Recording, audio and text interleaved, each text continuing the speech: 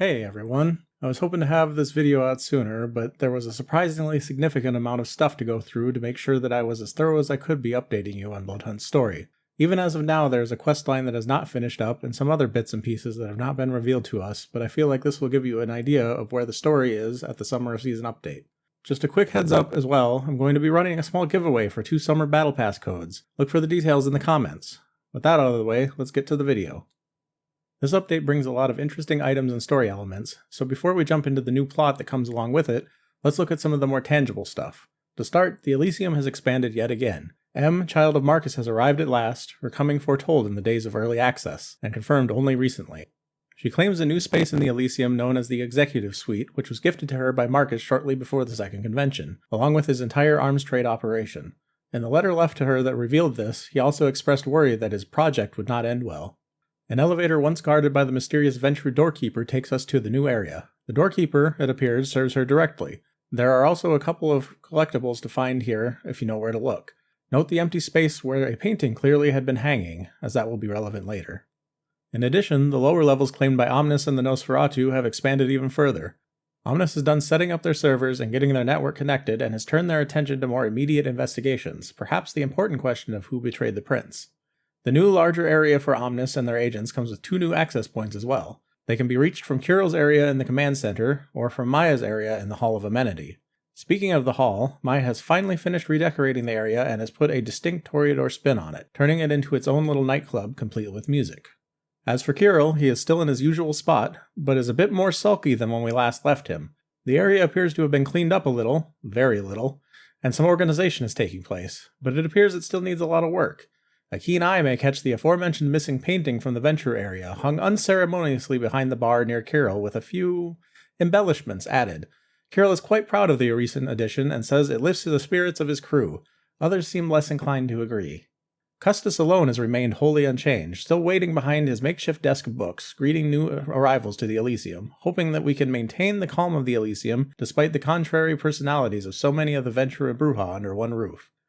In brighter news, he has finally learned how to use pronouns properly, though Omnis still will not allow him into the Nosferatu territory. Moving on to the story itself, when we last caught up with our remaining Camarilla leaders, Kirill had laid claim to Praxis after news of Marcus's death came to the Elysium, determined to take revenge for the loss of their leader, and tired of having to listen to the others. It was time to do what he said and end the conflict once and for all. Just as he was putting his plans into motion, including recruiting new members into his group of lions, a new obstacle arose in the wake of the Ventru arrivals. M, child of former Prince Marcus, arrives with a mandate given to her by the Ventru Justicar Lucinda to restore the Masquerade. Now, just what is a Justicar, you may be wondering? In terms of the Camarilla, they are the most powerful known quantity in the entire sect. Their power and reach is immeasurable, and they answer only to the inner circle itself. What they say is law in the Camarilla. They wield terror like a weapon, and the intervention of one of them in the affairs of a domain is enough to make even its prince stand up and thoroughly consider the choices they have made. Lucinda is formidable even among her compatriots, having spent many long years as an Archon, those who are chosen by a Justicar to act out their will. She also holds the prestige of being the first ever Alistair, a special classification of Archon that is tasked with the sole purpose of hunting down those the Camarilla has added to their red list, a sort of most wanted list for the Kindred that have done irreparable damage to the Camarilla or its traditions, and are marked for a blood hunt in every domain the Camarilla holds power. Luckily for those still in the city, the Justicar does not seem to be coming herself, at least not yet. It seems she owed Marcus a boon, and M has seen fit to cash this in via a mandate giving her sole control of the situation, and tasked with the restoration of the Masquerade in the city, much to the relief of many in Elysium. With this news, Custis immediately decides he may have been a bit too hasty backing Kirill as the next prince, while Maya and Omnis are relieved to know that Kirill will be put in his place. Kirill, though, is not happy. He assures Custis he will not make trouble in light of this news, but quickly sets about circumventing anything M does that he can get away with, continuing to try to solve the problem his own way. It is a tactic he employed often in the days of Prince Vasily. His men are loyal to him, and this is his city. He will not let the Ventru saunter in after the fighting already began to hand out commands from behind a desk while his soldiers die in the streets. Mandate be damned.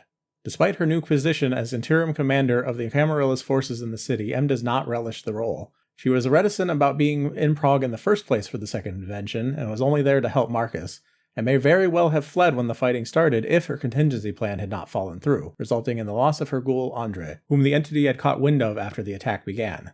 She is resolute in doing her duty, however, and immediately sets about vetting the kindred that approach her, hoping to find those who are reliable enough to perform tasks for her.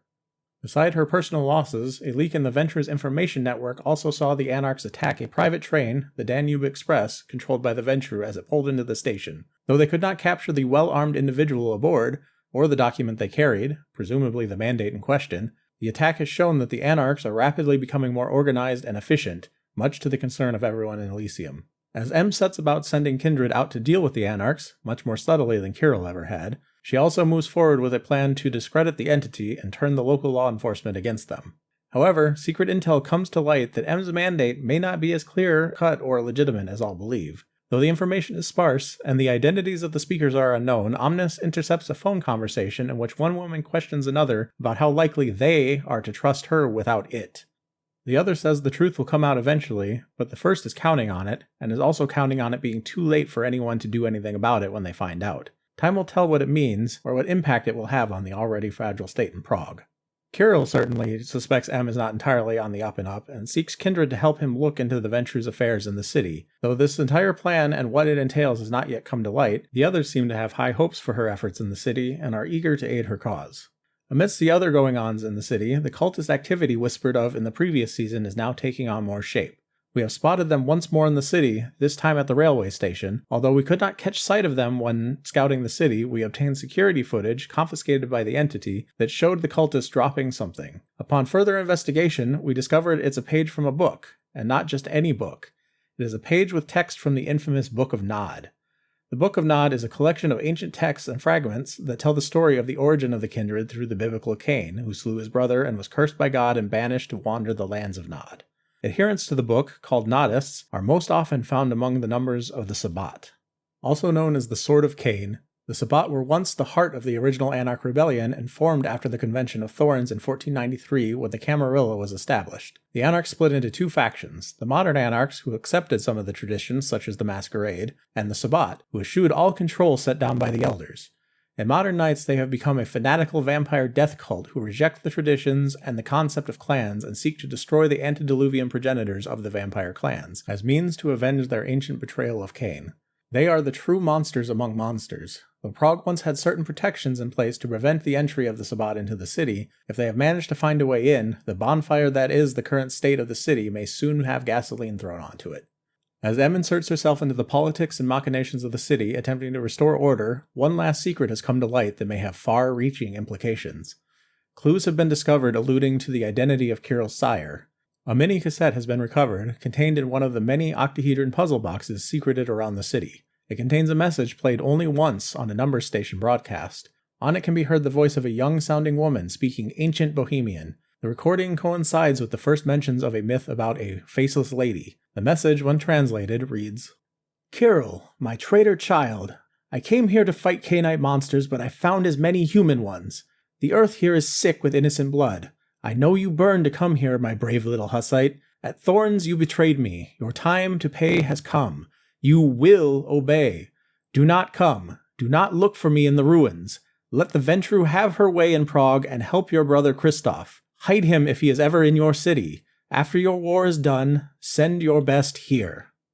Though the identity of the woman is never stated, the myths of the faceless lady, the language spoken, the commanding nature of the message, the mention of a brother named Christoph, and the declaration that Kirill is a traitor for joining the Camarilla at the Convention of Thorns points to only one good answer. Kirill's sire is likely none other than a Katerina the Wise, the agitator of Prague, former Sabbat bishop of New York City. Only time will tell what these and other machinations may lead to in Bloodhunt's future.